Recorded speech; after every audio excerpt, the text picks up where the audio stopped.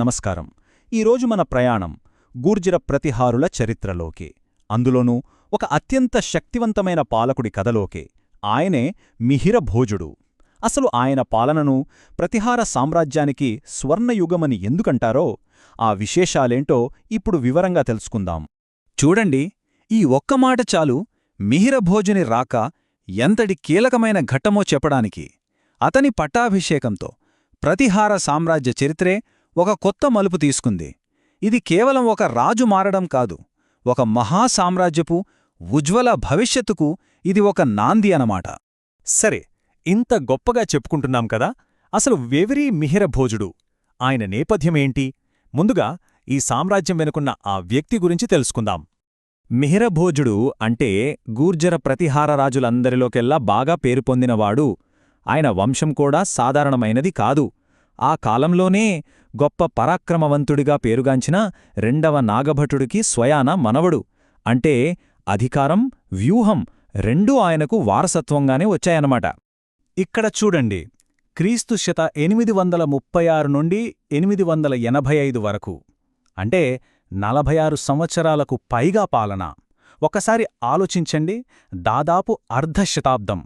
ఆ రోజుల్లో ఇంత సుదీర్ఘకాలం ఒకే రాజు పాలించడమనేది చాలా చాలా అరుదైన విషయం. మరి ఇంత లాంగ్ రూల్ వల్ల ఏమవుతుంది? సింపుల్, సామ్రాజ్యానికి అద్భుతమైన స్థిరత్వం లభిస్తుంది. అదే కదా అభివృద్ధికి, విస్తరణకు కావలసిన అసలైన పునాది. ఆయన కేవలం రాజే కాదు, గొప్ప వైష్ణవ భక్తుడు కూడా. అందుకే విష్ణుమూర్తి అవతారమైన ఆదివరాహ అనే బిరుదుని స్వీకరించాడు. ఇది కేవలం ఆయన భక్తిని చూపడమే కాదు, భూమిని కాపాడిన వరాహమూర్తిలా నేను నా సామ్రాజ్యాన్ని కాపాడతాను అని చెప్పే ఒక పవర్ఫుల్ పొలిటికల్ స్టేట్మెంట్ కూడా. ఇప్పుడు మిహిరభోజుని అసలైన టాలెంట్ చూద్దాం. ఒక సామ్రాజ్య నిర్మాతగా ఆయన ఏం సాధించాడు? ఒక చెల్లాచెదురుగా ఉన్న భాగాలను కలిపి ఒక బలమైన సామ్రాజ్యాన్ని ఎలా కట్టాడో ఈ సెక్షన్లో చూద్దాం. మిహిరభోజుడు గొప్పతనమేంటంటే ఆయన కేవలం ఉన్నదాన్ని పాలించలేదు, మొత్తం సామ్రాజ్యాన్నే రీఆర్గనైజ్ చేశాడు. అంటే పునాదుల నుంచి పటిష్టం చేశాడనమాట. తన తాతల నుంచి వచ్చిన భూభాగాలన్నింటినీ ఒకటిగా చేసి బలోపేతం చేశాడు. దీని ఫలితమేంటో తెలుసా? ప్రజలు అప్పటివరకు చూడని శాంతిని, సంపదను చూశారు. ప్రతి గొప్ప సామ్రాజ్యానికి ఒక గుండెకాయలాంటి రాజధాని ఉంటుంది కదా. మిహిరభోజుని సామ్రాజ్యానికి ఆ కేంద్రం కనౌజ్ నగరం. దానికప్పట్లో ఇంకో పేరు కూడా ఉండేది, మహోదయ. అంటే గొప్ప ఉదయం అని అర్థం. పేరులోనే ఉంది కదా ఆ నగరం యొక్క ప్రాముఖ్యత. ఇదంతా మనం ఊహించి చెప్తున్నది కాదు. బర్రా కాపర్ ప్లేట్ లాంటి శాసనాల్లో దీనికి ఆధారాలున్నాయి.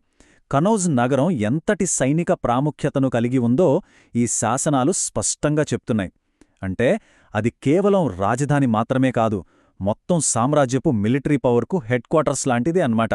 సరే, తన సామ్రాజ్యంలో ఆయన ఎంత గొప్పవాడో తెలిసింది.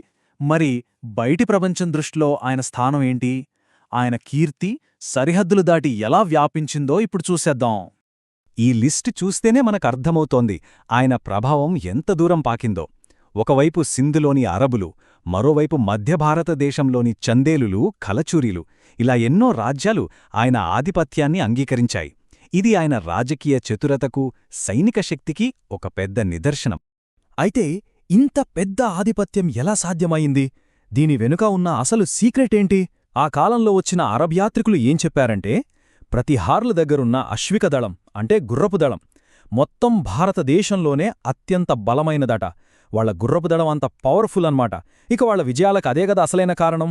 ఒకరి గురించి పూర్తిగా తెలియాలంటే బయటి వాళ్లు ఏమనుకుంటున్నారో కూడా చూడాలి. అల్ మసూదీ అనే ఒక ప్రఖ్యాత అరబ్ యాత్రికుడు రచనలు మనకు ఆ అవకాశమిస్తాయి.